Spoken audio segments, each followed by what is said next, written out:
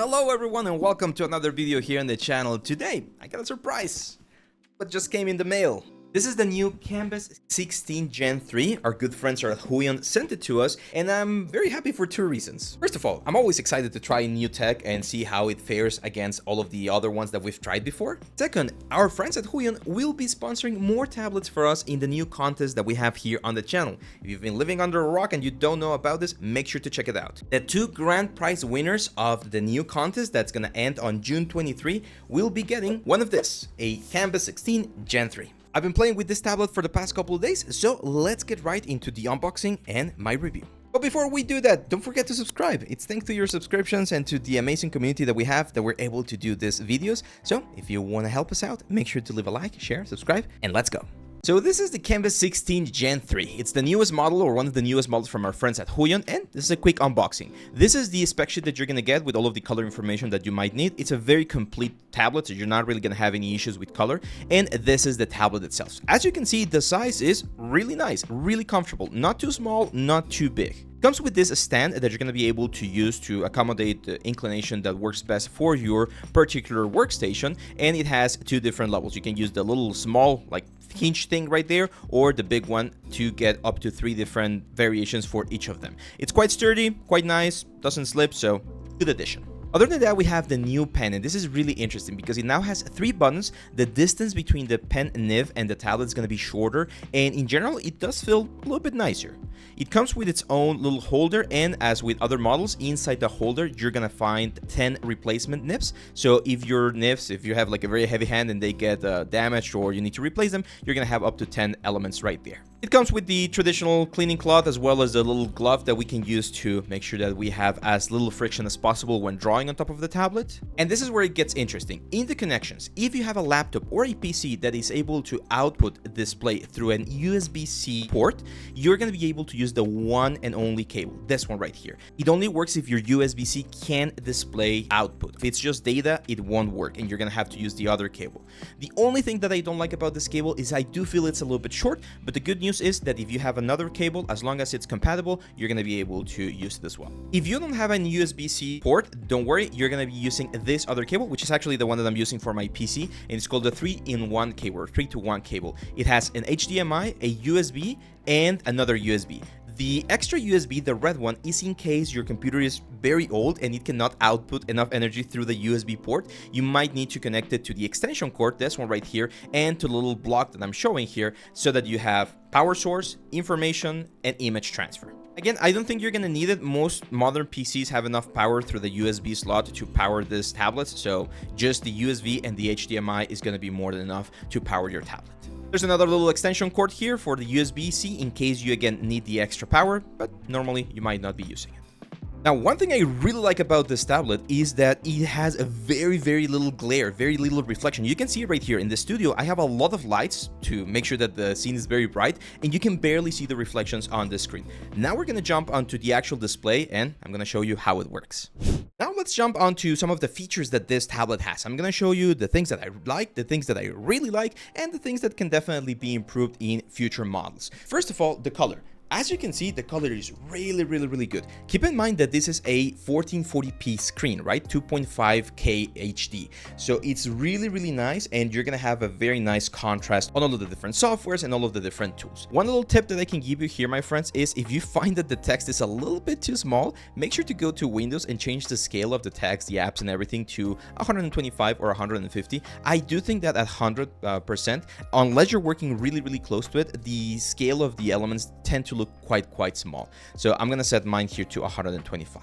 The next thing you want to do is check your brightness and some of the processes. You can do this in 2 ways. First of all is by pressing for 3 seconds the power button on your tablet, and you're going to get this option right here that you're going to be able to change. You need your pen for this, and as you can see, if I go to the color information, we can change from native to sRGB to Rec 709 and to Adobe RGB. sRGB is the most standard one. I do feel like the colors lose a little bit of that sort of like saturation and brightness, so I personally like to work with Adobe RGB. But keep in mind, especially if you're going to be using this for print or something like that, that sRGB is the most standard one. Another thing that you can change here is going into the little options is the brightness. As you can see, I have my brightness set all the way to 100 because, as I mentioned before, there's a lot of light here on the studio. There are a couple of profiles that you can change: gaming, cinema, like traditional stuff, and more options here. For instance, for temperature, if you want to change the temperature to a different or like a mood, you can do that. I normally don't recommend modifying this unless you really know what you're doing, because then you can get really odd colors. This is another little interesting thing, which is you can change the aspect ratio to 4:3 or 16:9. 16:9 is the one that we are normally going to be using, right? It's the full screen that we're going to be occupying. The other way you can change this, if you don't want to press the power button, is by going into your driver and going to the little options or settings, and then here display settings, just click on it and it's going to load. Again, you're going to need the pen to actually click on them. Once you have this, you can actually use your mouse to change some of the settings: color, temperature, the gamma, everything. But you're going to find more options if you press the power button. If you go here to pen display, make sure to go to working area and properly calibrate the area where this thing is going to be affecting. Sometimes it gets smaller or it goes to the other screen, so you definitely want to make sure that you're using, in this case, the full area of your tablet and the proper monitor for this one. I personally have two monitors. If you're only going to be using this one for whatever reason, then that's perfectly fine. You're not going to have this issue. Now, one cool thing about this one is that it works for people who are left-handed as well. As you can see on the elements right here, we're going to have two dials, one here on the top and one on the bottom, as well as 6 buttons. So if you don't want to work with your keyboard and you're going to be like really close to the tablet and using these elements, it's very handy, in my case for a right-handed guy, to have this on the left side of my screen. But if you switch this around, the only thing you need to do is go to the display settings inside of Window, flip the screen, and then change the orientation that we have right here where it says monitor calibration. So it works with both hands, which again, is very, very nice. I just changed the camera here to be able to show you some of the features that we have. First of all, the pressure levels, they're really, really, really good. You're going to be able to have a lot of control over your pressure levels. This is inside of Krita, and I'm using some of the some brushes that I downloaded to be able to show you all of this. But look at how intense or how soft we can actually draw the shapes. So you're not going to have any issues while sculpting or while painting with the pressure sensitivity of these things. And as you can see, the colors just look beautiful, beautiful here on the tablet. One thing that's important to mention, and I actually made the mistake not too long ago, is you cannot use the old pens. So even if you have the old pens and you want to use them as a sort of like a replacement or just spare parts, it's not going to be able to work. If you try to paint with the old like ones, it's just not going to work. So you do need the new Pen 4.0 technology. Now, in terms of the keys over here are very, very handy. Normally, I like to work with my keyboard, so I'm not usually like using the keys over here, but especially when I'm teaching with my laptop at some of the schools, I do like to be able to just focus on the tablet. And it's very cool that, for instance, by default, this one is set to zooming in and out of our canvas. So we can zoom in and then continue working or painting on specific parts of the element. And with this one, I actually have this one set up to making my brush either bigger or smaller. So for instance, there, my brush is a lot smaller, and if I just start scrolling the other way, I'm gonna have a bigger brush. You change this by going here into the pen display, press key, and then hovering over the button, clicking the button and selecting what you want this thing to do. By default, again, you can see features. It has zoom in and out, the brush size, or scroll up and down. Remember, you can go here to all programs and select a specific software, and you can change what these dials do per program. That's very handy because if you're working on Photoshop, you might want to do some things. If you're working on ZBrush, you might want to do other things. If you're working on Blender, you might want to do different things. So you can change this per program over here. The pen also has a couple of options that we can change, and this is very, very interesting. First of all, we have the traditional 2 buttons. I normally set mine to middle mouse and right mouse click so that I have all of my mouse right here on the pen. And this one now, it's called a quick menu, which again, you can customize. So if we go here, customize, you can select specific keyboard keys for the different programs. So depending on what programs you have, the quick element or the quick menu there is going to help you. You can also make those run a specific program. So if you want to be opening programs with that particular key, it's very, very cool. And the way it looks is very easy. You just click and there you go. Again, very similar to the context menus that we have inside of Maya, for instance. Right now, I have not personalized or added anything right here, but normally I would add things like, I don't know, the brush, the eraser, lasso tool, new layer, right? Like you can add a lot of different shortcuts here depending on the program and depending on your workflow. Now, one question that I know people are going to have is how much difference is this in terms of size compared to the previous one that we reviewed, which in this case would be the Huion 13. And this is the Huion 13. I'm connecting it to my laptop because I cannot have both of them at the same time. Technically you can, but I don't have enough ports. So as you can see, in terms of sizes, the size is not that different, which again could be a good thing for you or a bad thing depending on how you see it. If you like portability, if you like taking this again to a cafe or to school or something to work with it, it's very, very similar as you can see right here in terms of size. But the screen size does change quite a bit because on this one, on the Kamvas 13, you can see that even though it has a specific size, the screen is a little bit smaller. So the same thing happens on this one, but as you can see, the real estate that you get in terms of screen is quite the difference. Hopefully you can appreciate the distance. The resolution is the same. This is also a 2.5K HD, so 1440p. The resolution is going to be pretty much the same. But for instance, one thing that I noticed, and let me see if I can show it to you here inside of ZBrush, is that when you have a very small screen, some of the tools get hidden. For instance, the dynamic solo, I cannot see this button on my smaller tablet. Same for like the aptic poly count and all those things. So certain softwares, if the screen is very, very small, some of the buttons or the UI will be hidden. That's why I think that this particular one, the 16-inch, is just on the right spot. So if we put it to the test real quick in some of the softwares, you're going to see that the response time and everything is as we would have expected. So everything works and flows very, very, very nicely. I actually do feel that I have more control in terms of the depth. Like I need to be a little bit heavier with my hand. It's probably because of the sensitivity levels with this new pen are way, way more precise. But you're going to be able to build up and add all of the details that you need very, very quickly. A common question I get asked is there much difference from a display tablet or like a pen display to a traditional or more traditional tablet where you're working on the side? And that's another interesting thing. If you don't like the pen display, but you do like the size, and let's say one day you get tired and you want to be working on your monitor because you have a bigger monitor, you can transform this into a tablet. Like you can just place it to the side and again, go to the driver options and change this so that it only works as a tablet. You don't need to see it as a display all the time. I personally have been working with pen displays for the past like 8 years. I actually started with a Huion Kamvas 16, but one of the old versions, and it was really, really good. I really haven't gone back to traditional tablets since then because prices have gone way, way down and the quality is just really good. I'm gonna be honest, right now I'm a little bit uncomfortable working with this because I have the phone right in front of me and I'm trying to show you all of the tablet. But yesterday that I was trying it, it was a lot more comfortable being able to have this right there.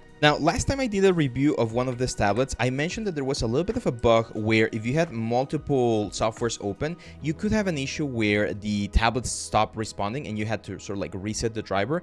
I really haven't had that issue, and I even opened Photoshop and everything because that was usually the one that was generating some of these problems.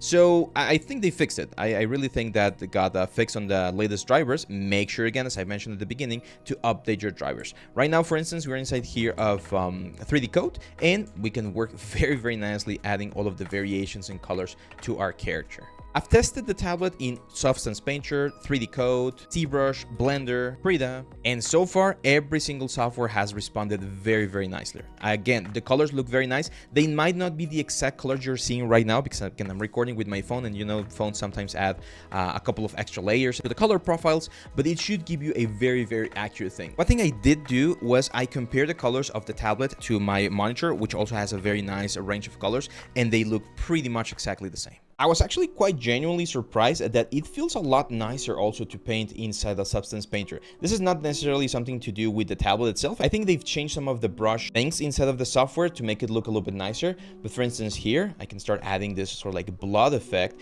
and it feels very, very nice. Like it's very responsive, and I can add all of this detail without having to worry about the pressure not working as I intended to. Remember, here inside of Substance, you can press those little things, and for instance, we can change the opacity if we want to sort of like soften the borders a little bit. One advice I always give, and I know this is not exactly for the tablet, but it's important for anything we're doing in 3D, is to use a little bit of a dirt brush in this case, so that you have a little bit more control over the type of detail, right? This is, in my personal opinion, where I think tablets really shine. The fact that we don't have to be training our hands to get the exact position of the strokes. It is really, really helpful if you're going to be a concept artist or a concept designer, or you're going to be doing a lot of digital painting. But even for us as 3D artists, we're going to be using this quite a bit to get the effect or the elements exactly where we want, because what we see on the screen, that's what we get.